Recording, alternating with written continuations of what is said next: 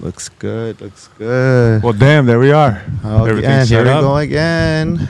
We're rolling. This is how we do. Special guest today, guys. Oh, shit, my microphone's all over the place. Special guest today, guys. None other than Martin Day, the Spartan. Dude. The Spartan. Hey! Let's go, Martin Day in the building. I got Chew Presents Champ Chat with Mike and Chew, and we got the Spartan, Martin Day. What's up? What's up? What's up, brother? How you doing? Good, bro. Thank you guys for having me. Oh, man, Martin, yeah. big fan.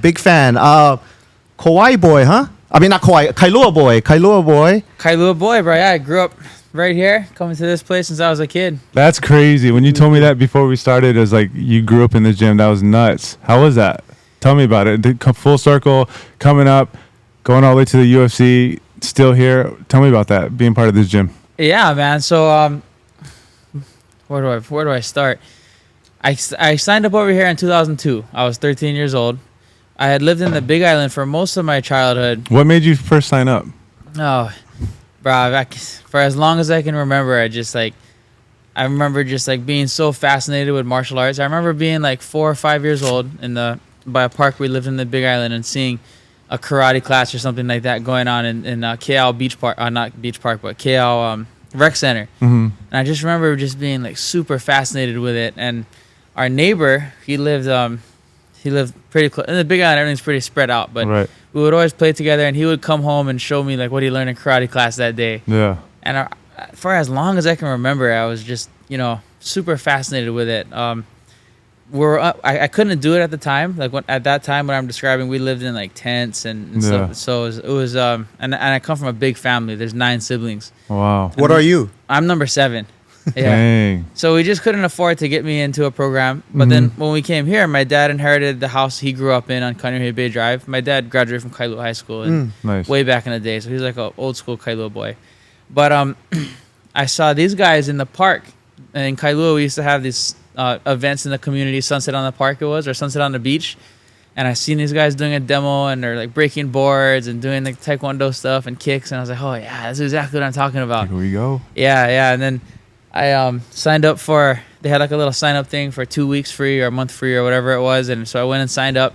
Looking back on it now, I think everybody wins, yeah, because it's like a marketing thing, yeah. Oh, yeah. That shit works at our gym. Yeah. Get them in. Yeah, we use it now, then too. they don't want to leave. Yeah, bro. So I signed up and I did the 2 weeks, and I was homeschooled. All my family was all homeschooled, all 9 of us. Mm-hmm.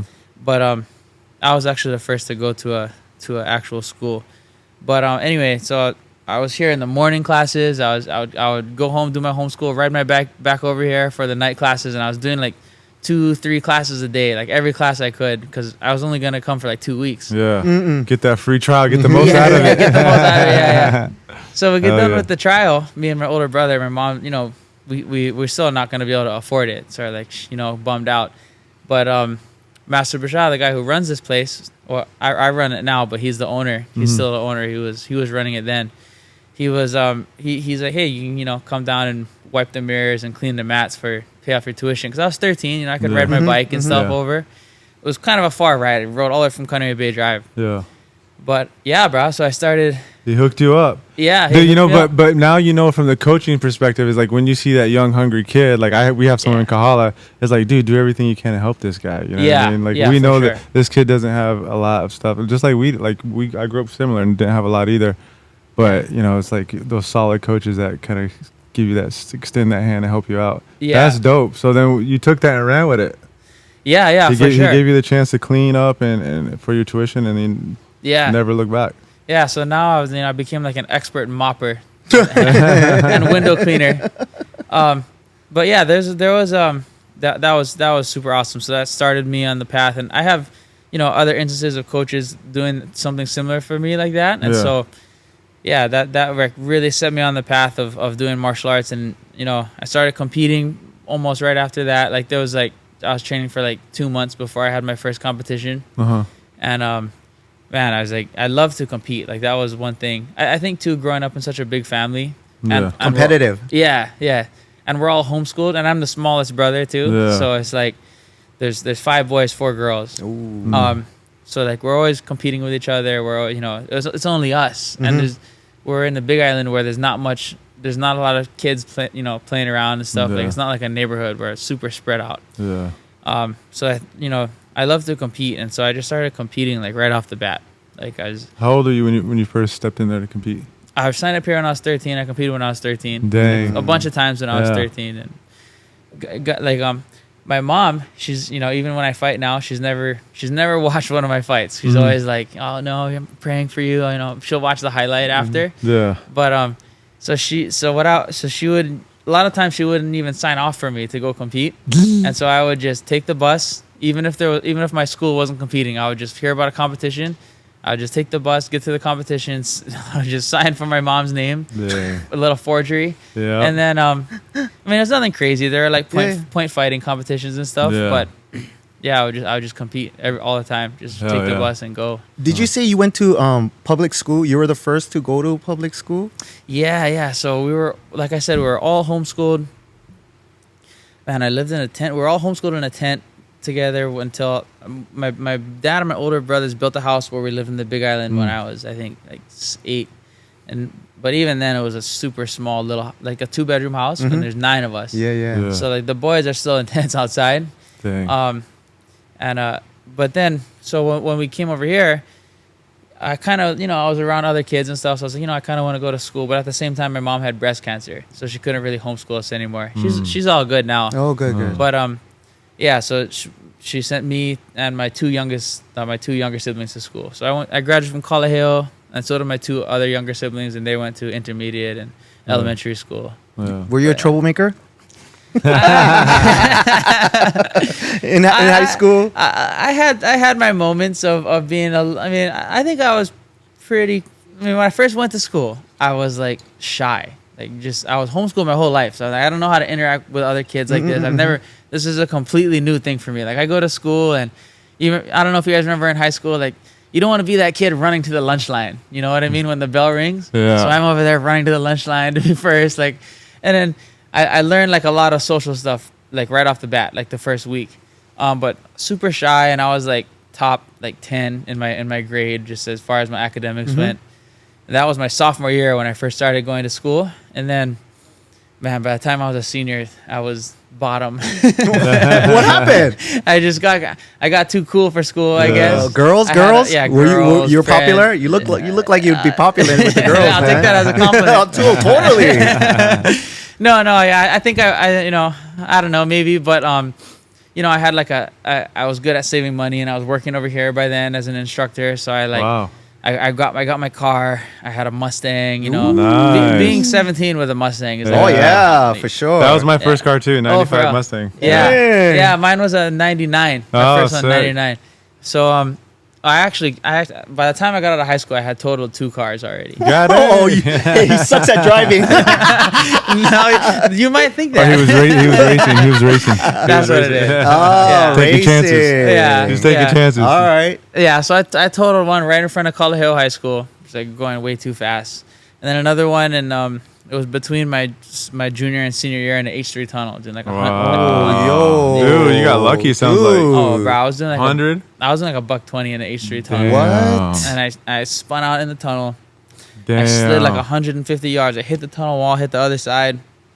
Yeah, it was not a Were you by yourself?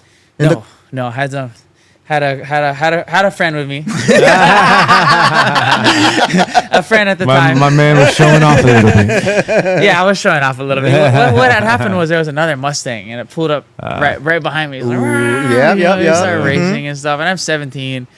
The girls in the car and they're going, and I think I hit a boot. It was on the ground in the tunnel. Yeah. I think if I remember correctly, that's what made me spin out. Boom, and I spun out. The cop was like, "Man, you climbed so far up the tunnel wall. Like, if this was outside the tunnel wall, you could have went over." That's crazy. So I had someone watching over me. Then I totaled another Mustang about a year after that. Wow. But you didn't learn your lesson after the first? That's what I was just about to say. But that one wasn't as bad. That was just a good old-fashioned rear ending. Dang. Ooh, adrenaline junkie we have over here, man. So now, as you guys can see probably downstairs, I got the Prius. Yeah. Dude, I saw a board up there. Yeah, I just surfed just now down in Waikiki. But hell yeah. You drive all the way down for the surf in Waikiki? Yeah. I love surfing Waikiki. That's one of my favorite spots. Yeah. What part? Which canoes? Queens. I like Queens is my one of my favorite waves in the world, and then I go threes plenty too. Oh, threes. Yeah. Some other spots here and there, but mostly Queens or threes. What's the size of your board? The board I usually ride is a log, big single fin. Mine is a 9.7, but I have a fish in the car too. I brought the fish just in case. I thought it was gonna be a little bigger, so I had the fish with me just in case. But you enjoy longboarding more? Because I saw your Instagram, dude. You can hang, man, right on the toe. He's good. Yeah, I mean, I'm okay. Like if you go out to Queens, where I was just mentioning, I surf plenty. Like, bruh, there's like, I mean, just today I had like Khalees Kilopa out there. She's number 3 longboarder in the world. Damn. And there's like at any given good day, there's like 5 to 10 of some of the best longboarders in the world. That's crazy. So it's like, I mean, I can't even really post a video of myself sometimes because it's like in that same surf session you'll see one of them, and it's like, bro, I get away with more pictures because you can cheat a little bit on it. You can make yourself look a little better in the picture. Dude, that's pretty impressive, man. Yeah, so that wave is like, it's just super good wave, super fun. What about out here? If you have to surf out here, where would you go?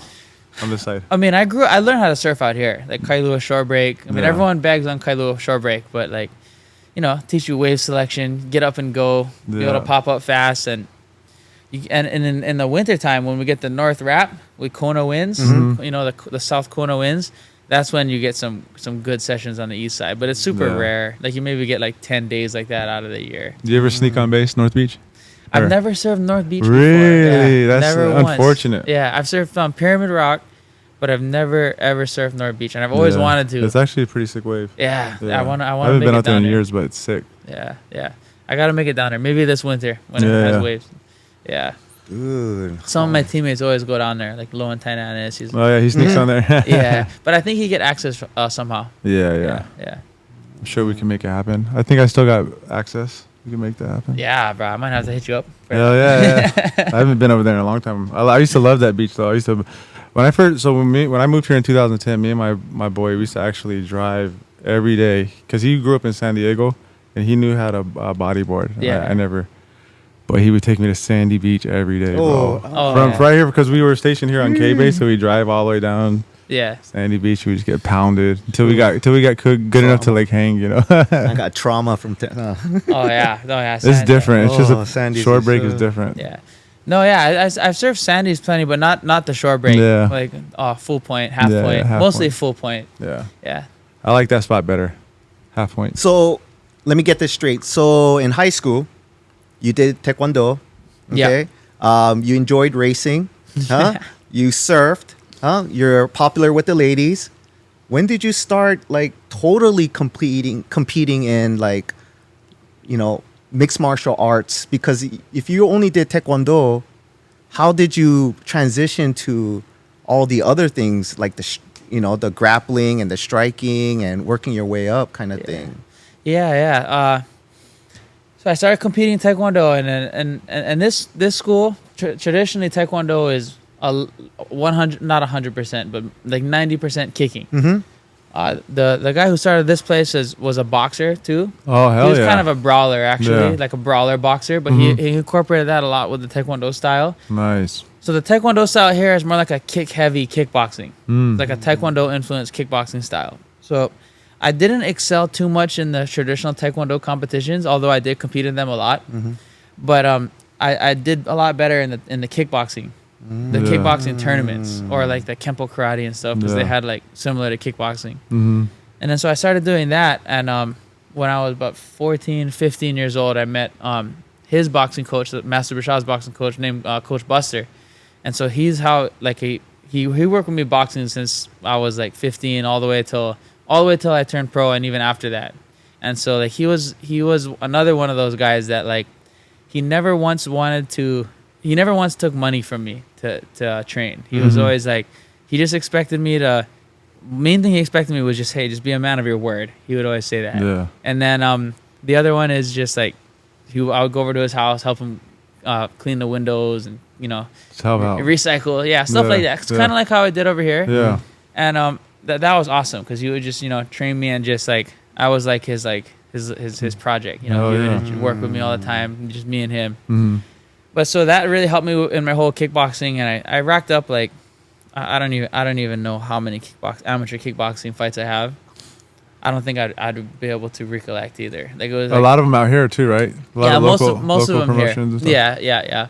At what weight? Bantamweight? I mean, I've been doing it. I was kickboxing since I was like 14, so it's all the way up. Yeah, all the way up to 145. What's the heaviest you ever fought?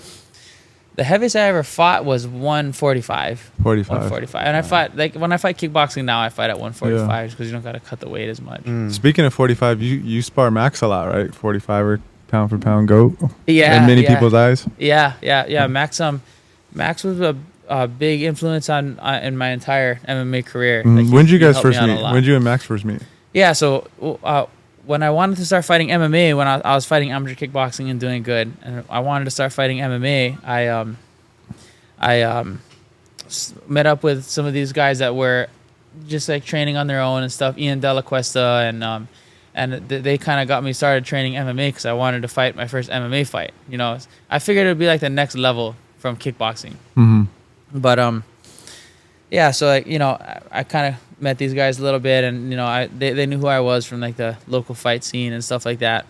And then Charles Kipili and Rylan Lazarus started the Hawaii Elite MMA. Yeah. Actually, it was Charles's Hawaii Elite MMA, and then they were all under one roof at Greasy Technics at the time. And then it was like super exclusive, like invite only. Had like a lot of the best guys at the time were on that team. And then so my boy, them who I was training with, Ian, you know, they were telling me about it. And then at the same time, I got the invitation from Max. You know, Max said I could come down just because I was like a good kickboxer and stuff. Yeah. And then Charles told me at the same time. It all worked out. What year was this, you think? 2014. 2014. Wow. So Max was on a roll right about then. Yeah. Max was just like getting into his role. And when I first showed up there, Max was getting ready for that. I forget who the opponent was, but oh man, I'd have to look back on it. But he took that fight on like a last minute notice and ended up finishing him, and that kind of started his super crazy streak that he went on. What was that streak? It was like 12 or 14 or something, no? Yeah, something crazy. Double digits. Yeah. So I started training with those guys and had 2 more amateur MMA fights. So I went 3-0 as an amateur, but they were all finishes. They were 3-0, all first round knockouts or TKOs. And then so like my coaches and Charles and Rylan are like, yeah, you're ready to go pro, and turned pro with them and did. I turned pro in 2015, and I got signed to the UFC in 2018. Wow. Who was your first promotion when you first turned pro? Destiny. Yeah. Destiny has kind of set the platform for a lot of the local guys coming up. Like a lot of the top guys coming out of Hawaii.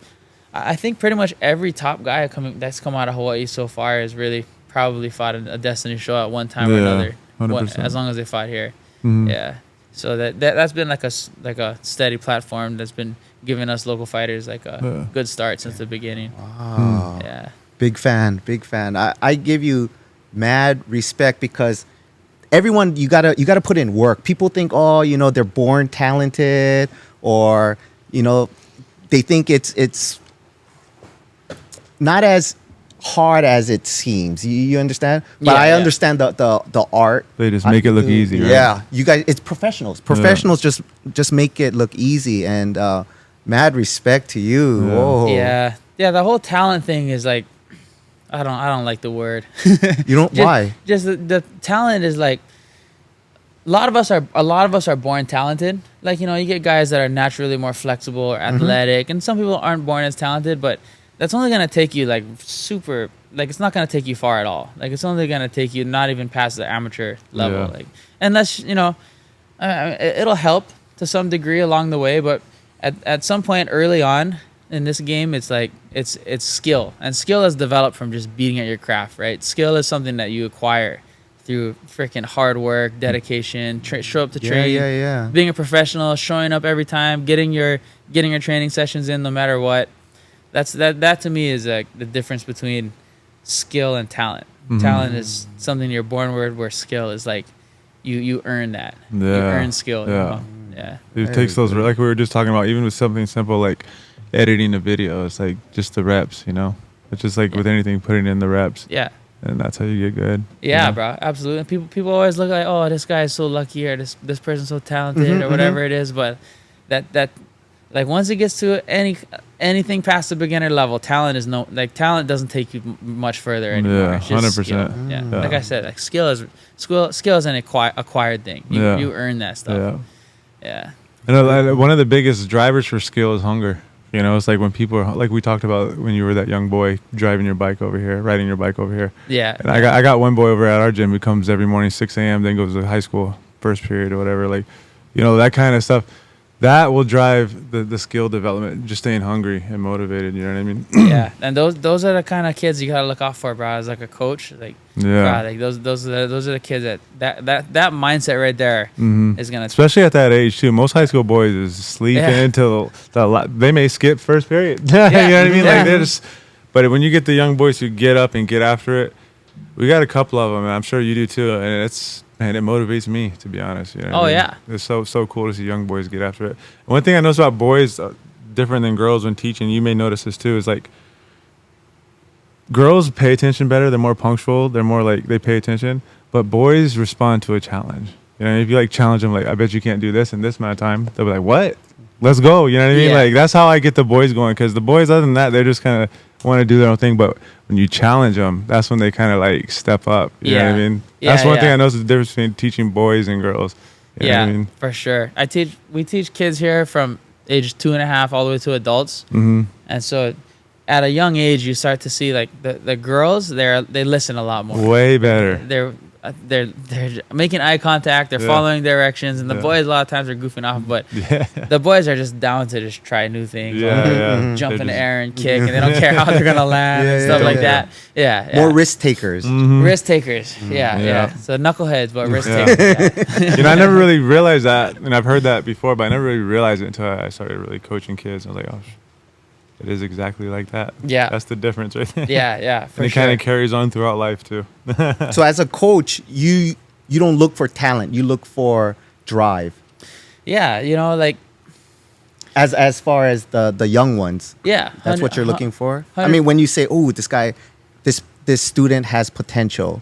Yeah. Like we see so many kids come through, and I'm sure, you know, like you probably see this a lot, like who have like an incredible amount of talent. Mm-hmm. They're like very naturally coordinated, naturally gifted and athletic and whatever it is, but that's not even gonna take you past your very first couple of really hard training sessions. That's you know, they gotta have that mindset of grit, determination. You know, that's like when you give them something real hard and then they keep on showing up and they keep coming and they stay consistent, because that consistency takes you like through all those hard times.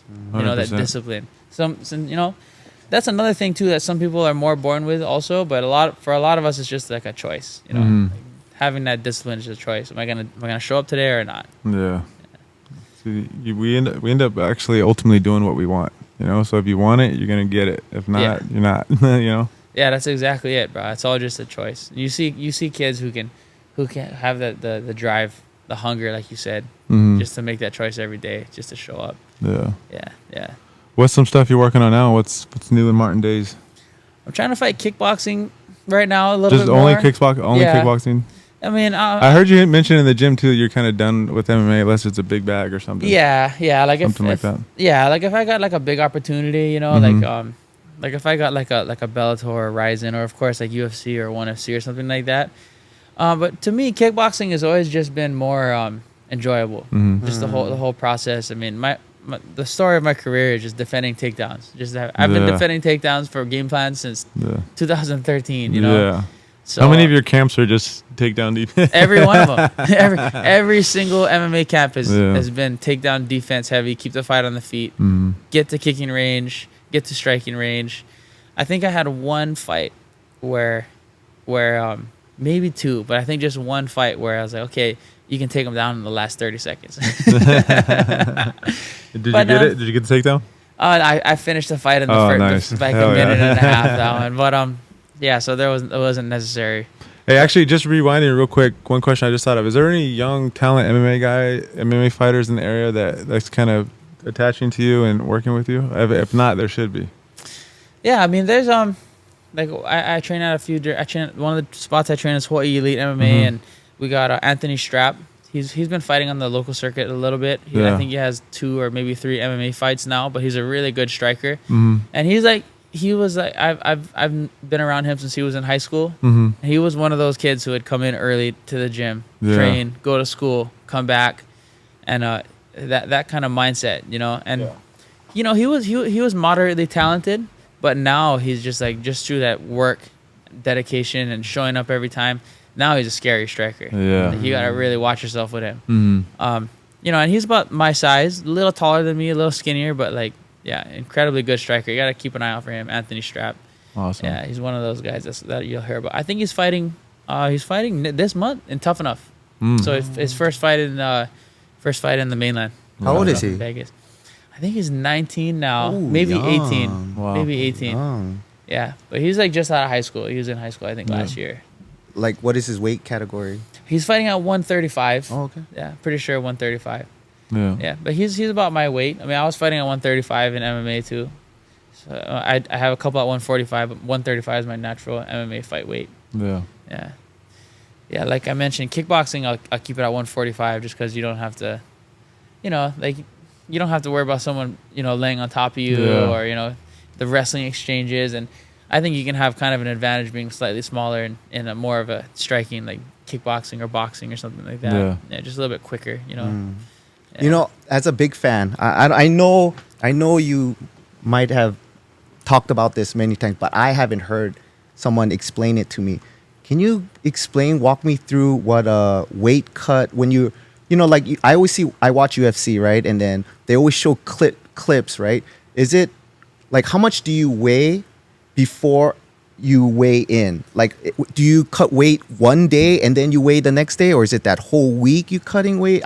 Can you just walk me through the process as a fan? Yeah. I just really want to know, and your emotions, what you go through. You know, like personally, I really want to know. Yeah. So I'll take you through the whole process on a normal weight cut, how it kind of should be. That has been the case most of the time, but I have been in crazy weight cuts where like you can die from kind of like, one time I cut 148 to 125. That's 23 pounds in water in a day and a half. Like, that's one where I shaved my head and everything. But that's not, that's like, that's not okay. Yeah. That's not something you should do that'll take years off your life, kind of a thing. Wow. But on a regular weight cut, like, so I walk, this morning I was 160. So my regular weight is about 160, and I'm in good shape right now. Like, I could take a last minute fight right now. I'd be fine. Yeah. I'm in pretty good shape. But and I'm very low body fat already. But anyway, from there, I'll diet, and for me, when I diet really good. During the whole camp, I'll keep myself at about 153 because that's my performance weight. Like, when I rehydrate after weigh-ins, I come up to about 153. So that's where I feel good. So during all your hard sparring and hard pad work and conditioning, you want to keep yourself at that like performance weight. And then after my last hard sparring session or my last hard intense session, then I'll start to really bring the calories down. Yeah. Because you need those calories, You gotta, to be able to perform in the gym, show up, have the energy. And a lot of us still work jobs too while we're doing all this stuff. So you gotta have the energy to, you know, go about your day. So then after my last hard session, I'll have about almost a full 2 weeks, or if not like a week and a half, to really restrict my calories and bring myself down to like, I'm happy starting fight week at 150, but usually I start cut or no 150, so 15 pounds out still. Oh, so you're talking about for the 35 division? Yeah, right? for 35. Oh, yeah, shit. For 35. For 45 is so like fight cake. week, 15 pounds over. Yeah, and if usually though I'll be a little more responsible. Usually I'll get in at like 49, 48, and then I'll do the water load. So a water load is when you just, for me, I do a sodium load and a water load where it's just like this certain amount of salt and water. Anyway, you do that up until your time for your water cut. And so by that time, like the calories have been like seriously cut. So by then I'm like 145. Yeah. Although I have started it as high as 148. So that's like when you're traveling long trips and like you can't quite get things right, time differences and stuff like that. But no matter what it is, 148 or 145, you start your water cut because I still got to be 135 the next day. And so for me, I try to do as much possible with my own heat.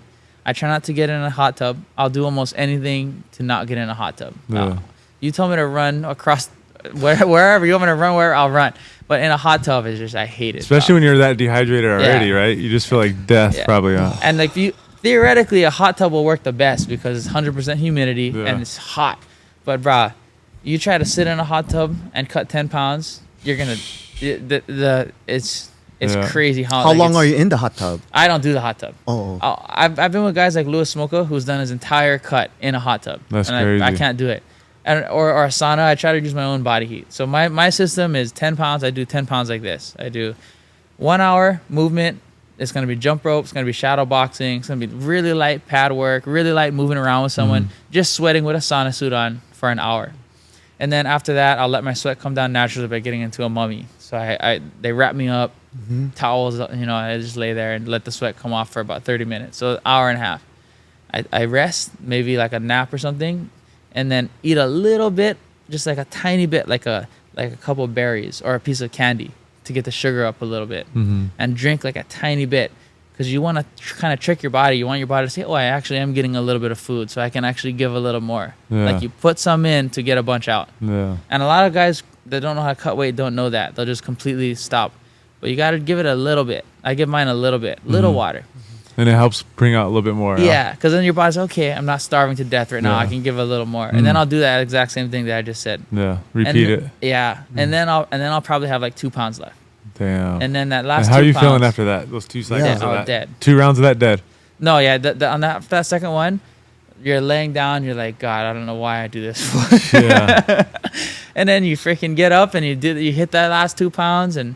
And you make it happen. What do you do for that last 2 pounds? I personally would do the same thing again until it's gone. But I'll check it. I'll look at my face when it gets down to that time. I can see like when these 2 bones start to stick out, my cheekbones, your eyes start to sink in, you start to lose your voice a little bit. I say, okay, I think I'm like 137. Let's go a little more. And then I'll hit 136 and then I'll float off. I like to be like 35 and a half. So when I'm 36, okay, we have a couple hours to win. We can stop. Because you can, if it's not a championship fight, what, 2-3 pounds or something? 136. No, only 1 pound. Oh, 1 pound, okay. 136. But then I'll stop at 136 because even if the weigh-ins isn't for like another hour, you're going to float off a little bit more. Yeah. Yeah. That's crazy. Yeah. And then, okay, so let's talk about weigh-in, boom. Everyone's stoked. Your team's stoked. You weighed in. Rehydrate. How does that feel like? What's that process like? Yeah. So back in the day when I was fighting in Hawaii, we used to do an IV after the weigh-ins. But we can't. In the UFC, you can't do that because you'll get flagged for that, and you're not fighting if you do that. But so you weigh in, and then right after weigh-in, it's not good just to pound a bunch of water. Like there's a process you got to take with what you drink, when you drink it, and when you start to go back to solids because you just like shocked your body, bro. Like your body was like, you guys ever heard of people like dying after like they were in the desert and they just drank a bunch of water or something because your body's in shock, so you have to rehydrate yourself the right way, especially if you're not allowed to do the IV. And then so you rehydrate properly. After about an hour and a half or maybe even 2 hours, you can eat solid food. And once you eat your solid food, like for me, from 135, and the next day in the cage I'm 153, maybe 154.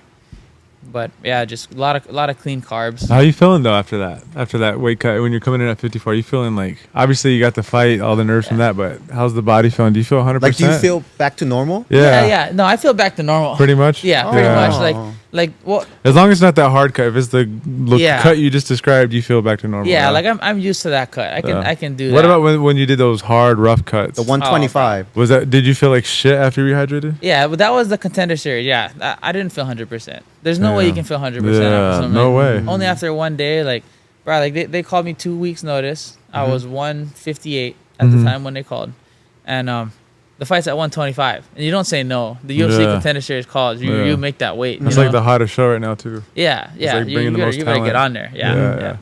And so like I made it. I showed up to Vegas, weigh in 148. That was on a Saturday afternoon. Monday morning, weight cut done, 125 and a half. Wow. Yeah. Wow. And it was a lot of what I had just said, but a lot of hot tub too. Yeah. Oh, that was the time you had to do the hot tub. Yeah. And I'm like. And you were in shape when you got the call, huh? Pretty good shape. Yeah, I keep myself in pretty good shape all the time, but when I got it, I was at Nico's having a burger and fries. Oh, shit. You know, I eat, ruined your meal. Yeah, like I eat when I'm out of excited, camp. but also ruined it. No, I finished it. Bro. I can't eat this anymore. I was with my nephew who just came from weigh-ins. So we were eating. We were getting ready for his fight the next day. And so like, yeah. So we're like, okay, I'm gonna finish eating with you, and then I'm done. Yeah. Wow. But yeah, bro, I remember that one. We were like, one of the people that's helped me out a lot with my weight cuts and the whole process. Her name's Kelsey Yeoman. She's a Hawaii girl, but she was guiding me through that gnarly weight cut I was just talking to you guys about, and I'm like delirious, bro. Like I could barely even walk. I couldn't walk to weigh-ins. Like they pretty much carried me. Like I was losing my eyesight, my hearing. That's crazy. Couldn't barely talk. But I'm like, Kels, take my blood, put it in the fridge. You can put it back. Dang. She's like, that's not how it freaking works, Martin. You can't just put blood back. Get back in the hot tub. I'm like, Kels, don't make me go back in there. Take a pound of blood. And I just take a little bit. You can put it back. And then that's when they shaved my head and all that stuff. It was like coming down to the last minute. I was like a couple minutes late on the scale and had like a $500 fine for that. Whoa. Yeah. But it's like, it's okay. You know, I made it. And I was like, it was gnarly, bro. Yeah. Anyone, people over there, they can tell you like that weight cut was like crazy, bro. Like you shouldn't do that. How would you summarize your whole UFC experience, like Contender Series and fighting in the UFC? How was that? Like, man, I dropped the ball a lot of the time. In what way? What I mean? Like I didn't do well in the UFC. Like the Contenders, like, you know, there were fights where like the Contender Series, a lot of people thought I won. Like my first fight in the UFC, a lot of people thought I won. But like to me, that's not enough. Like to me, like, you know, like I competed with these guys. Like I showed that I was on their level. Yeah. You know, maybe even better. But I just got caught, or I made a dumb decision, and you just ended up kind of like, you know, just not really showing what I really feel like I could have done. Yeah. And a lot of it for me was just, you know, you get those guys who are just like natural performers. Right. Like I've always been able to do that in the gym. I think at the time, like I maybe had some kind of block. I wasn't able to like pull the trigger on fight night. But, you know, like, main thing for me is, like, especially now that I have a kid, like, I just want to be able to look back and just tell him, look at him in the eye and say, like, you know, I gave it everything I had. You know, I gave my best shot. And so that's the main thing for me. And I think I can honestly say that I did that. Like, I trained hard. I showed up every day. I did everything that I think I could have done. Yeah. You know, maybe I could have done things different. I don't know. But I definitely gave it my all. Yeah. You treated it like a professional. Yeah. You know what I mean? Yeah. So looking back, you know, I'm not... And frick, you know, I love who I am now. You know what I mean? Yeah. I love what I do. I love everything, like my life. So it's like everything that's taken place up until now is all adds to that, right? So it was meant to be. Yeah. So there's no complaining, you know, like. But you know, that being said, like sometimes I'm there, I'm like just like, oh man, like if only I did this. Maybe that's there's like these little instances that you can think of in a fight where like, oh, this changed things. Like, I should have made this choice. I should have done this move, or I shouldn't have went for this, you know, takedown or whatever it was. And you know, it's natural to get that kind of stuff. And I've lost sleep over it, you know. But now, you know, like I said, like especially now that I'm a dad, like kind of just changes perspective a little bit for you. Yeah. First time dad? Yeah, first time dad. My kid is my son Golden is a year and 5 months now. Year and 5 months? Sorry, 15 months. Oh, 15 months. Golden. What a name. Dope name. Yeah, Golden Day. He's named after two guys. Coach Buster, the one I was talking about earlier. Coach, yeah. So Buster was a real flashy guy. He was a real flashy guy, and he liked to wear gold and stuff. And you know, he was a Golden Glove boxer too. Yeah. And then my nephew Sean, who recently passed away, his kind of saying is "Shine like Sean." So we were gonna name him Shine, but I wanted to name him something for Buster always. Like when I had a kid, it was always gonna be like I was just gonna straight up name him Buster. Yeah. But we wanted something that could honor both of them. Yeah. So we kind of came up with Golden, just because it's still the gold is shiny too. Yeah. That's exactly where our mindset was with it. And Golden Day. What does the middle name? Day. Kahikino Okamoana Nui is his middle name. Nice, there we go. It was given just to make it a little more difficult for him. Yeah. It was given to him by our local Hawaiian Kumu, Hawaiian language teacher, Kumu Tuti, and so she gave him the name. Yeah, that's so cool. 15 months, you said? 15 months, bruh, and he could punch before he could walk. He would go to that bag over there, and he would crawl up to it and punch it because he's been coming here and seeing seeing it. But now he just doesn't stop punching stuff, bro. Like father, like son. Yeah, like it's almost like, bro, you can't be punching certain people and dogs and stuff. But like, he's also so young where he doesn't know what's okay. So being a first-time father, how has it been for the last 15 months? It's been good, bro. I mean, I've been loving it. You know, people talk about how hard it is and stuff, and I can, I've learned that kind of firsthand. It's like one dad told me, he's like, man, it's the hardest thing you'll ever get to do, and it's true. Like, it's like very rewarding. Just and like, I don't know if you guys have kids. No. But like, bro, like, you love people. We love our parents. We love our siblings. We love our girlfriends or wives. Different level. Bro, this is like crazy. When you have a kid, it's like. It's not like you don't love them, but this little thing is like, bro, it's like it's not even explainable how much like what you would do. The emotions you can't explain. You can't explain it. Like I love my wife. Yeah, like, I love my siblings and my parents, but like, bro, like this is like beyond anything like that. Yeah. Like and it's not something you can explain. It's something just like, it's just you feel it, bro. How have you been motivated since having your son? Because I've heard there's like a big spike in motivation for men. When they have a son or a child, it motivates us to like get even more hustling and this and that. Like, have you experienced any of that since having your son?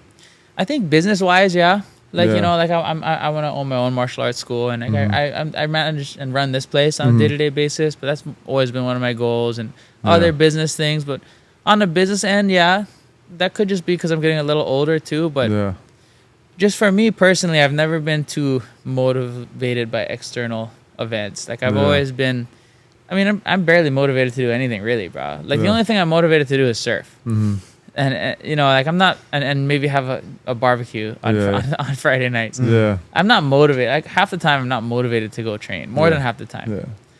But like I always tell people, like, bro, motivation got nothing to do with you being a professional. You just show up. You just show up and you do it no matter what. Like if I tell myself I'm doing 10 training sessions, 10 training sessions is my regular training outside of camp. So it's basically 2 a day, 2 a weekday if you count it that way. And it's like, bro, you're doing your 10 training sessions. It doesn't matter how you feel, unless of course you're sick or injured. But even if you're injured, you can still do something. So it's like, to me, I'm motivated for a fraction of those 10. You know what I mean? 100%. Like, I'm not motivated. Motivation will fade off. Yeah, I'm not motivated. I was motivated this morning when I was paddling out to surf, but I'm not motivated. I'm just disciplined, bro. That's all it is. That's so cool. Self-discipline. Are you ever gonna do any surf competitions? Maybe. I love being in the ocean, but like I'm not that good. So he's being modest. There's one reason I want to do a surf competition, bro. Why is just that? So I can paddle out to Waikiki and just have 30 minutes to yourself. Yeah, well, there's like other with guys the in yellow your jersey on. Like 3 other people in your heat. There's 4 people in the heat usually. But just to have that, and you have priority in your wave. Hell yeah. When it's your turn, kind of a thing. And it's always going to be on a good day, or the competition wouldn't be going. And in fact, I'm going to do that just so I can surf on a good day. Just for that one. Plus, too, you get the cameraman and stuff. You get the cool picture, flex the abs a little bit. Guaranteed. This guy, man, ladies man, I'm telling you. No. Hey, you earned only it. one for me though, bro. Oh, totally. Ashley Day. Ashley Day. Shout out to Ashley Day. Oh, hey, had to drop it for. That's another thing too, bro. Like where guys mess up is like guys are always like having girl problems throughout their career, and that'll mess you up because your mind. And not even just in MMA, just. Every job in life. In life. Like, bro, we all know guys that are just constantly dealing with some kind of different girl problem. Oh, this girl found out about this girl, whatever. Like, bro. So like, Ashley has been like a. I've been with her since 2009. Bro, I watched an old interview where you were shouting her out a long time ago. I was watching on YouTube the other night. Yeah. So she's been there, and like that's a key, like she's like a backbone of the whole thing. You know what I mean? Like, so she's been there when through everything. So it's like. That's super key too. It's just like we all know who. Especially for fighters, like fighters got to train all the time. It's hard to really work and have a normal job. So it's like if you have a solid girl in your life that helps out and picks up the loose ends when that's fucking for a young up and coming prospect. That's huge. Yeah, bro. You can't replace that. And I always tell when you first few pro fights, you're making like $400 when you win. Yeah, it's like 200 to fight, 200 to win. 400, maybe 500 if you're like strikingly handsome, like a low intent or someone like that. You know what I mean? But we're not all like that. Yeah. Shout out to Low. Shout out to you, Low. Low end. No, but so anyway, like yeah, so you're not making any money in the beginning. So you know, if you have a girl that's like, you need to, but she let me like chase my dreams, and knowing that, you know, hell yeah, knowing that how hard I'm working at it, it might pay off, might not, but it doesn't matter because she's gonna be there no matter what. So like, hell yeah, yeah. So that's awesome. another thing too, bro.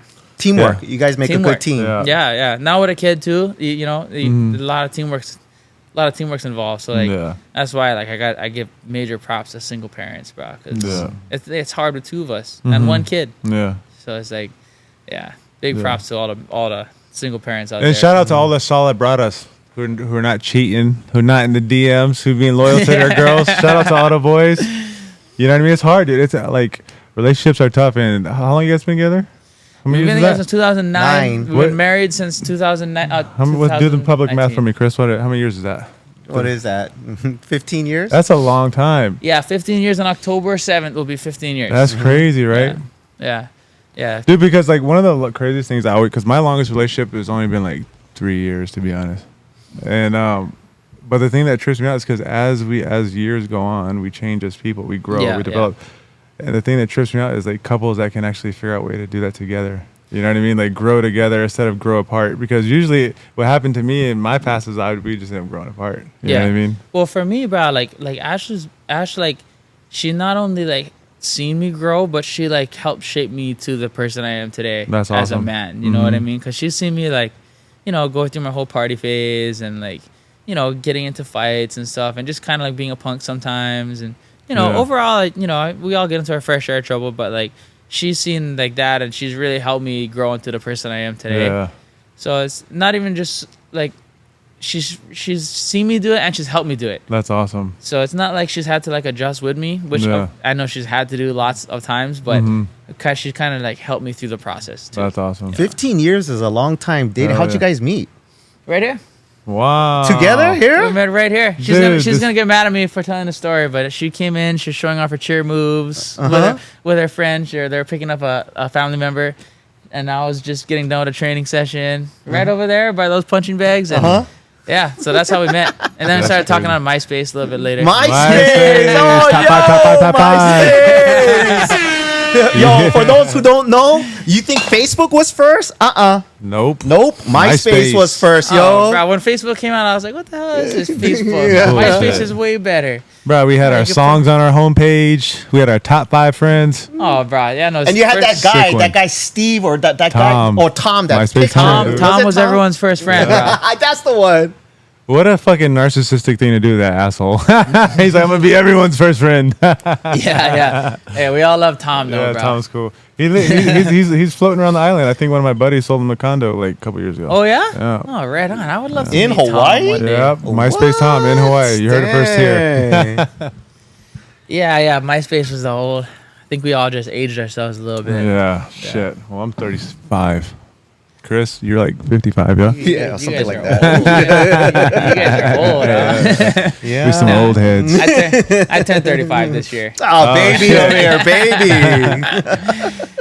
Hey, at least you got your son, though. That's awesome, man. Yeah, bro. It's good. It's very rewarding. Mm-hmm. It's awesome. That's your legacy right there. That's your legacy. Golden Day. What a cool-ass name, man.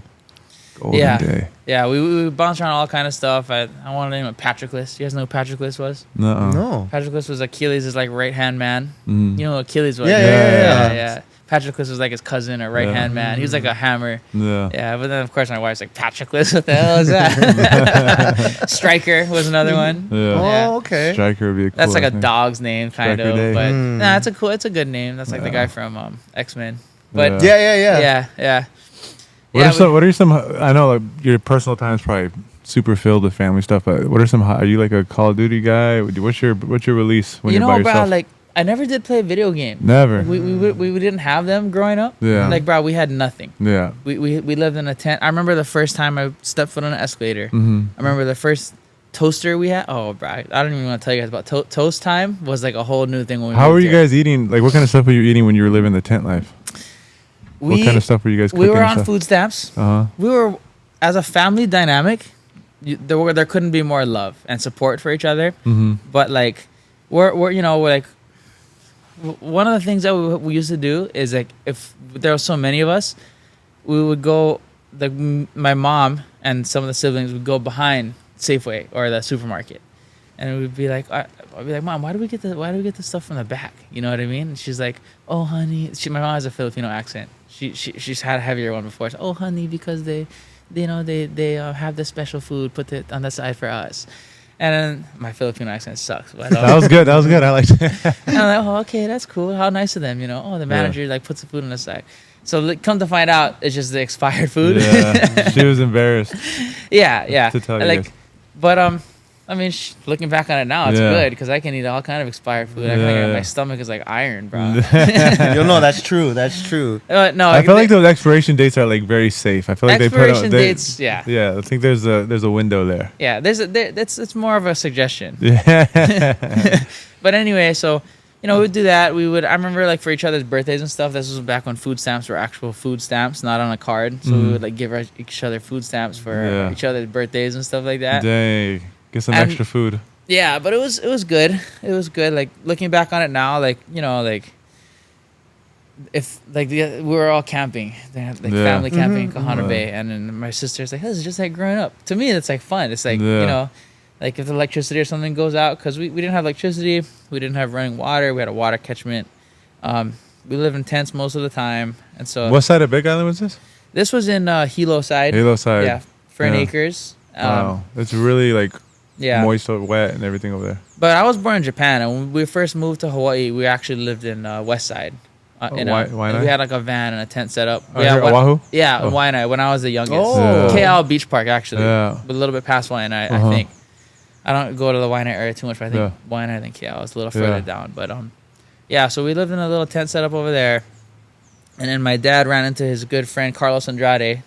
Recently passed away. A lot of people know who that is. Sounds familiar. He's an OG Kauai boy.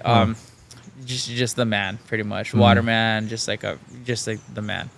But anyway, him and my dad knew each other from surfing. My dad was a good surfer back in the day, and then so he's like, hey, you can come caretake my land in Kauai. So we went over to Kauai for like the whole family. The whole family. 8. Yeah, 2 years. We had a little bit to work with, just not enough for like a house. Yeah. And then so we went over there, and Uncle's property was like, it was like, you know how like you have like a bathroom in a garage, like a little shed. It was basically like that, like not even really a house, just like a little shed type setup with a bathroom in it. And then so we'd caretake the land, and we would all live in there. But there's still 7 of us, you know what I mean? So it's still like, pretty much much like we were just at, but we're in our own piece of property, so it's different than being in a public beach park. But Then my dad saved up. My dad was always a hard worker, and then he bought a spot on the Big Island, a little piece of property. We went over there, pitched a tent, water catchment. They used to call me. We had a washboard for our clothes, and all my siblings, we would tease each other and stuff. I was real skinny, so I had ribs stick out. My family nickname is Winky. Washboard Winky, tease me, wash clothes on me and stuff. Now they call me Washboard Winky because of the 8-pack. Oh, yeah, 8-pack, baby. Just kidding. No, yeah, right. No, but yeah, so that, I got to grow up a little different. And, we came over here when I was like 10, 11. And my dad inherited that house, so yeah, it's been good, bro. How was it adjusting to that age, 11 years old? That's when kids picking on each other. How is it from coming Big Island, back over here? Well, we were still all homeschooled. Yeah. I didn't go to school until I was 15. Oh, so you... Yeah. And then I was here when I was... Eased your way in. Yeah, eased my way in. I was here when I was 13, so I got some, interaction with kids and some social interaction and stuff like that. And so by the time you're in high school, you're already kind of used to it. Yeah. And even though I was pretty shy, actually I was ridiculously shy, but even then I was pretty capable of standing up for myself. Like I wouldn't let people like push me around too much, and that's probably too from having older siblings and stuff like that. So like I can like think of instances even when I was my first year of high school, even though I was like shy, I didn't talk to anyone. Like if someone said something to me, I'm not gonna take it. Yeah. So, I was always kind of like that, but yeah, bro. Like it's like I said, everything shapes. Like if you're happy with who you are now, which I hope everyone can be. Yeah. Then like. Everything that you've experienced up until the end is like necessary because that's growth. That's who you are. Yeah. You grow and you learn. Yeah, and you develop morals and values, and that kind of takes you to a path that you choose. Yeah, for sure. For sure. It's all, and if you just, I feel like if you just accept who you are today, you're gonna, acceptance is key. Like, you know, that's how you become happy. Just, it is what it is. You know? Like Blessed always says, it is what it is. It is what it is. Yeah. Are you religious at all? We grew up this way because my parents were very religious. Oh, really? We were part of a organization which is today classified as a cult. My parents will say it's not a cult. Dude, I grew up in what I would classify as a cult. Oh yeah. Yeah. So it's the family or the children of God. My dad was a missionary. Met my mom in the Philippines. Children of God. That sounds familiar. Yeah. About half of my siblings were born in the Philippines. I'm a Filipino citizen. Oh. Yeah. What's your ethnicity? Filipino white. Filipino white. Yeah. My dad's holy guy. My mom's Filipino. Okay. And then so half of them were born here. The other half was born in the Philippines. And actually, except me, I was born in Japan. Oh. They went Philippines, did some missionary work in Japan. That's where I was born. Then Korea. Then Hawaii. I've lived in Hawaii since I was 9 months old. But you know that religious background is probably why you guys stuck together, like as a core, as a family. You know, that's kind of why my family stuck together too. Like if my parents weren't so involved in church, I don't know. You know, so there's some benefits to it. You know what I mean? That's interesting you say that, because saying that if you're very religious, you know, like my family was, but we weren't involved in church either. And really, that kind of goes along with the belief that the family, the children of God, kind of carried. Like the whole thing that church is kind of a man-made thing and whatnot. Like I don't have a problem with church personally. We just didn't, didn't go. So what would you guys do for your in order to honor the religion? What kind of stuff would you guys do? Like home Bible studies, that kind of stuff? Homeschool was Bible study. So it was all built. It was all based around the Bible, more so than like the academics. Yeah, like I learned how to read and write and Bible verses. That's what we were doing. Yeah. And then so like King James Version. Yeah, I think so. Just had to throw the memory verse. You had to memorize the memory verses, right? Yeah. I could start spitting some verses right now, and maybe you could tell me if it's a King James Version or not. But I'm pretty sure it was. But all the old school use King James Version. Yeah. So that's what it was. That's what it was. And so now, cool. Are your parents still religious? Yeah, my parents are pretty religious. As far as like honor them. Yeah. Are they under the same name, the Children of God? No, like by the time we're in the Big Island, they were kind of like phasing out of that. Yeah. That whole thing, and then, a lot of my dad's friends were still in, so they're kind of involved in to some capacity, but not so much as it was when like my older siblings were in the Philippines and they were born. That was like when they were in like the thick of it. Yeah. Were your older siblings like having to help out with like whatever stuff, like any like church duties or anything with missionary duties? We passed out literature, and so like it was like we would do it every weekend, just like the whole family pictures of heaven and Bible verses. Yeah, that's what we would do. It was how the Bible says go out and spread the word of God to all people. Witnessing, right? Witnessing, yeah. Or litnessing, as we called it, because witnessing. And it's lit. Okay. Yeah. Not so lit, actually. It was hard work. No, you're passing it out, and you're passing out to people, and so just like how you see someone passing out flyers. Yeah, when we were kids, my parents called it, their church called it soul winning, and they would like go, they would like go and knock on doors and be like, hey, have you heard of Jesus Christ? It's like whatever question they would have to break the ice, but it was basically like, hey, come to church. Yeah. You know what I mean? Like, yeah. And there would be like singing groups or like religious songs and stuff like that. And, how do you think having grown up like that has impacted the rest of your whole life? I don't know. I'm not sure. That's a good question.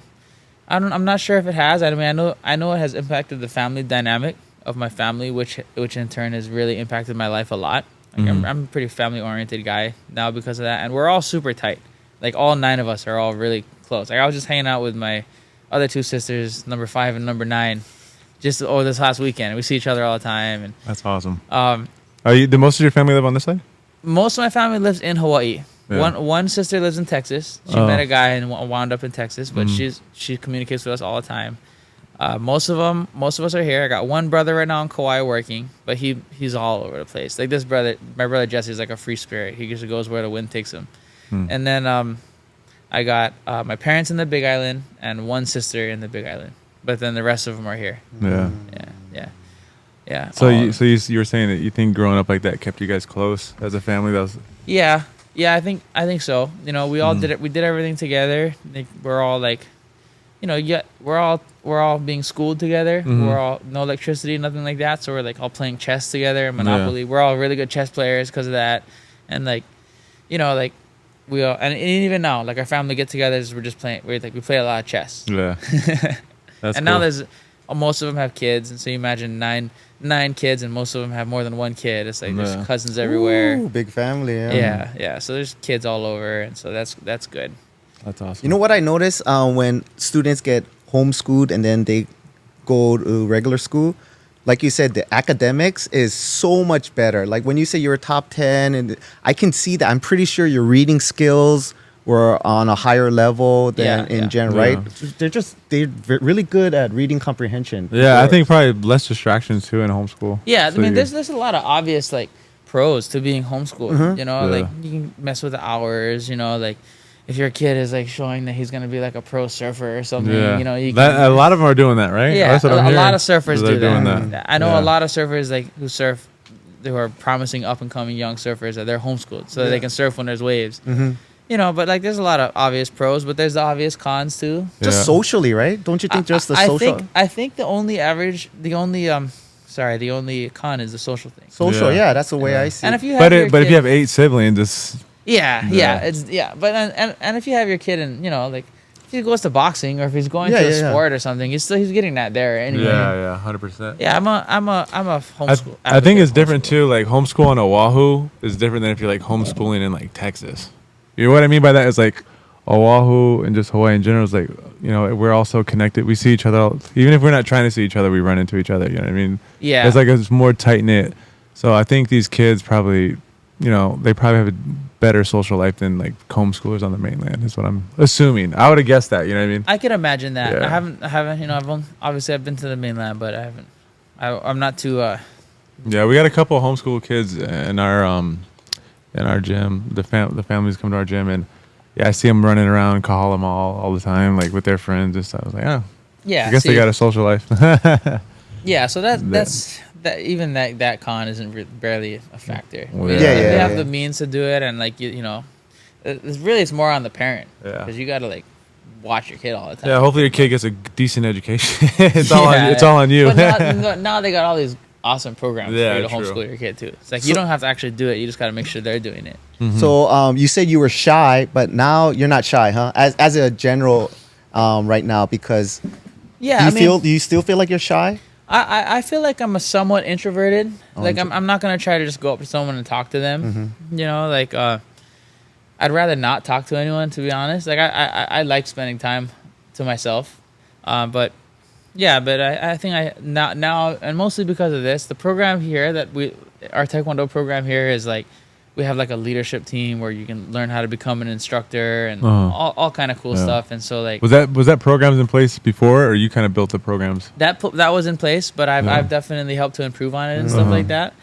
But all thanks to Master Bashar too. Like he sent me to seminars in the mainland on how to like communicate better and run a martial arts school. And he teach invested in you. Yeah, he invested a bunch in me, and so how involved is he still to this day in the gym? He communicates with me, like if he needs to know something or wants to see some kind of change or something like that. And he'll come to a staff meeting every twice a month. We have a staff meeting, and he'll show up in the morning. He'll come and do a little workout, punch the bag a little bit and stuff. But he's getting up there in age, but he still moves. You guys have a pretty good relationship over the years? Yeah. Nice. We got a great relationship. We communicate all the time. I got a text from him. I'll text him back after this. You ever thought about opening up your own? Yeah, that's always been the plan. The plan is actually for me to take over and carry on his legacy here. Hell yeah, that'd be sick. For this at this place. So that'll all work itself out. Yeah. Yeah. Is that what you would want, or would you want to start over? I would love to carry his legacy on. Yeah. Just as a way to honor him, and just we're all like a really well established school already, and if we could do like a seamless transition, that's always the best way to do it. You know what the first impression I get from you? What's that? Loyalty. Oh. Dude, right on. For real. From the minute that I started talking to you, I can tell. Just by you saying you started here at 13 and still here now. It's so big time. Yeah. And martial arts too. Loyalty. Thank you. Yeah, no, that's a major tenet, in martial arts, and the whole loyalty thing, and I feel like throughout my life I've been able to maintain that, my best. Yeah. So Yeah, you know, we're Times all have humans, changed, we slip though. up. Yeah. Times have changed. Do you agree or disagree with growing up when you were younger? I guess when I grew up, I didn't have internet. Okay, I don't know. I think you too. Maybe you're like in the phase of internet, no internet. Yeah, I think I've seen I've seen a little bit of the transition. I was born in '88. Okay, 88. You know, so like, you know, Okay. I've seen the rise of the internet. But the kids now are different. Some of the kids, like, they get addicted to video games.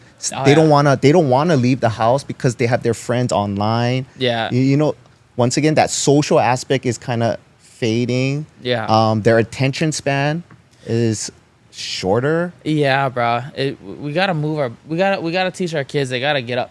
Yeah. You gotta move your body. Yeah. You know, you gotta hit stuff. You gotta kick stuff. Yeah. You gotta do sports. Yeah. You gotta go outside and play. But yeah, you know, I could see why, like, you know, video games, all their friends around. The video games are addicting. Like, we're probably addicted to our phones. You know, so Yeah. like, it's not like you can blame them. It's just the generation that they've grown up in. But I'm gonna do my best to keep my son active. You know, just to get out there and just move your body. You know what I mean? Yeah. Don't get used to just sitting around all Surf, day long. yeah. Yeah, surf. And then, you know, you find something like that you enjoy. Like, I'd way rather be surfing than doing any kind of video game ever. Hell once yeah. you get the feeling. Mhm. So, Yeah, I agree. 100%. and that's why, you know, like boxing or like martial arts or something you're working towards. Like, it gives you something to get outside and to go work towards something. Yeah. You know, it gives you a goal. So that's key. You know. Yeah, 100%. Because I mean, it's cool that we have video games and we have all these different like iPads and all this cool stuff, but save it for a rainy day. You know what I mean? A rainy day where there's nothing else to do, and then jam out on your video games. Yes. Dude, I love playing One thing we love, I know he loves to, is we love playing Call of Duty with our boys and like talking shit and being competitive. Like, you know, because we don't really get that chance to be competitive that often. But, you know, if we get a dub Saturday night, you know what I mean? Search and destroy. We're stoked. I've been over to my friend's house and he's playing Call of Duty and just like, I was like, you guys say that kind of stuff too? If we were here, we would scrap. Yeah, for sure, dude. If there's some live interactions, there'd be a lot of fights. Yes, sure. yes. Yeah. It's funny. Yeah, 100%. Wow, man, I just went blank. Dude, I didn't. You just told your whole life story. Yeah, literally. I did. Yeah, kind of. Man, what's your favorite place to eat in Kailua? It depends what we're going for. Like, if me and my wife go out to eat, one of our favorite places is Zia's. Zia's is in Kaneohe. Yeah, the Italian spot, right? Yeah, bro. Love that spot. Zia's is awesome. Love that spot. My friend Micah actually owns that place. Really? But I didn't realize he owned it until a few months ago when we were eating there. He was like, "Oh, what you doing here, bro?" He's like, "Oh, this is my place." Oh shit. Oh. Yeah, but I've loved it since before. It's been then, good too. for a long time. Oh, I know. Yeah, Zia's is awesome. I used So to if we're live gonna- in that neighborhood back behind there. Yeah. And then if I'm just grabbing lunch, I'll go over here to the corner Oniava Market, grab a steak Oniava? plate. Nice. Yeah. If you guys are gonna get lunch after, the steak plate over there is super good. Nice Korean. Where's lady. the thank you. the poke Korean. spot? Hibachi Grill, or is that still there? Hibachi Oh, I think I remember that. No. behind Fat Boys. Yeah, no, that is still there. That is still I've there? never ate there before. Oh, really? I've never ate there. Wow. I've ate Fat Boys plenty of Do times. you eat at home a lot, or do you? I know I eat out too much. Yeah, same. Yeah, too much. Yeah. Yeah, it's just, I'm so busy all the time. Sometimes on my calendar, I'm like, bro, like, How many classes do you coach a week? Or like as far as group classes here, anywhere from like 2 to like 4 to 5, but it's not so much that, bro. Like once this place starts happening at like 2:30, like we're like nonstop till 7. Damn. Like I'm constantly either talking to a parent, answering the phone or an Yeah. email, telling someone, like watching a class. I'm just like, it's nonstop. It doesn't even feel And it's like mostly kids classes, or mostly kids. Yeah. This place is like 90% kids. We Yeah. do have some really good adult classes, but Mhm. most of the classes are catered to kids Yeah. ages 2.5 to 18. yeah. And most of them are from like, the majority is from 4 to about 13 years old. Wow. It's like the brunt of it Yeah. right there. Yeah. Yeah, for some reason, for me, kids are just take more energy. Oh, I don't know why. The adult Patience. classes- You need patience. Yeah. It's mentally like, you get done at the end of the day after teaching a lot of kids and you're mentally Drained. really Yeah. tired. Exhausted. Mhm. And you're giving, it's a thing about like, that also, the fact that you said you're tired too is like, you're giving so much passion to it. Yeah. Like if you just go through the motions. Yeah. 1, 2, 3, 1, 2. You know what I mean? Like you could do that, but you're not gonna be as tired. But the fact that you say you're tired is that means you're like you're in it. Yeah, you're in it. You're passionate about coaching. You know what I mean? And so like that's why you get tired after. Yeah. You're not just going through. How do you handle disciplining kids in the gym? Like for me personally, like I try to stay away from it because I just want them to have fun. Yeah. And our gym, you know, how our gym is, especially for the kids side, is so chill. And we want them to just have fun. I feel like some of the parents look to me to discipline their kids, and I'm just like, sorry, I'm not going to be that guy. That's just my personal approach. But this seems like way more, you know, this seems like, you know, it's a martial arts school where like those core ethos are very important. How do you handle that, like disciplining kids and stuff like that? Yeah, well, the whole culture is different. Like parents sign up their kids to be disciplined. Yeah. To be, to say yes, sir, and yes, ma'am, and to show respect. And you know, they of course to learn the art of Taekwondo, but that's almost secondary a lot of times. Yeah. Like parents are attracted because they see like, oh, my kid's gonna get more focused, or they're gonna become more disciplined, or their work ethic will improve, and so that's why we see them in the first place. And so there is a high level of discipline. Yeah. But it's not so much like, it doesn't have to be scolding. Yeah. It doesn't. Disciplining a kid doesn't have to be scolding. Disciplining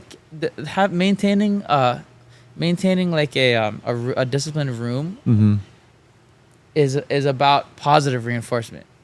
Like the more you can positively reinforce a student who's doing really good, the more the other students are going to want to get to that level. Yes. And the more you continue to scold a kid who's not doing so good, kids do things for the attention of the adult. Yeah. And so if you're putting your attention on the kid who's not doing good, the whole energy of the room will become undisciplined. I feel that. So it's like, yes, if their kid is like being disruptive or hitting another kid, or we have to remove them, then we take them out.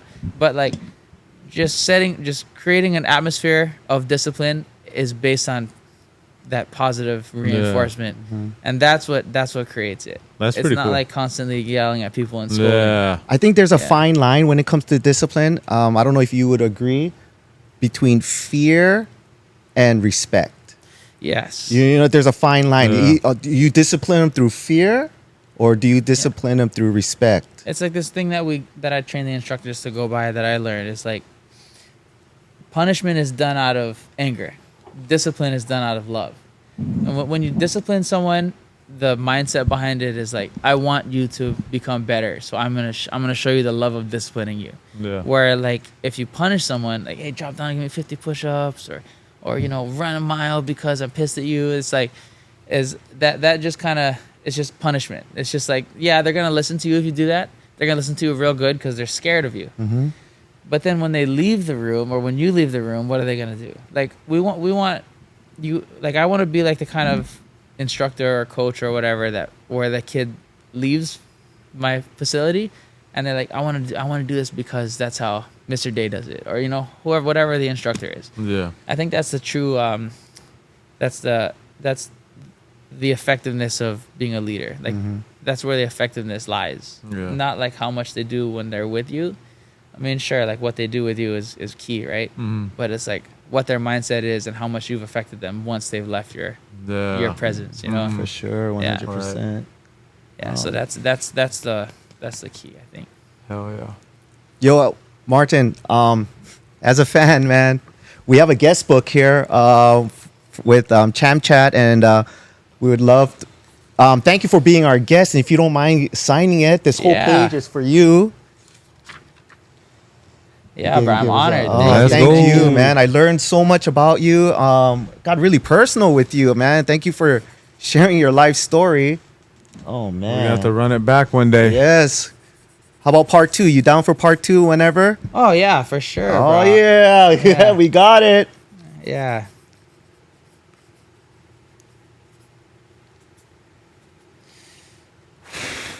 Thank you, sir. Yeah, guys, right on, bro. Appreciate you, brother. Thanks for having me. Martin Day, baby. Martin Day, baby. Come on. That was sick, dude. We appreciate you. Thank you. Oh, man. Oh, yeah. Can you feel it? Martin Day, thank you very much. Hell yeah, Champ brother. Chat. Once again, we have a champ over here. Yep. We only get champs at Champ Chat. That's right. Martin Day in the building. You'll see him around town. You'll see him all over. Say what's up. And He's if a you really see him nice in guy. Waikiki, get the hell out of the way. He's shy, though. He's a little shy. Oh, man. That was fun. Thank you, brother. Good. Yeah, thanks, Mike. Thank you. Yeah, that was one of the funnest podcasts. Oh, yeah. Hell yeah. Dang.